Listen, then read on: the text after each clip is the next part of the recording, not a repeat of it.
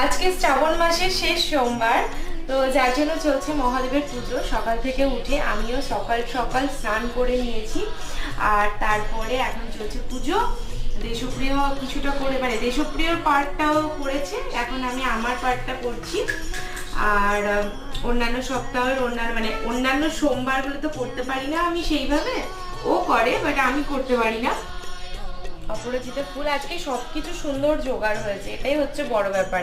আর হ্যাঁ, আজকে আমরা কান্ট্রি ডিলাইট থেকে দুধ অর্ডার করেছিলাম, তো দুধও চলে এসেছে সকালবেলায়। কারণ সকালবেলায় আমাদের এখানে মানে এই পাড়াতে দুধটা পাওয়া যায় না, একটু বেলা ছাড়া, 7টা সাড়ে 7টা ছাড়া পাওয়া যায় না।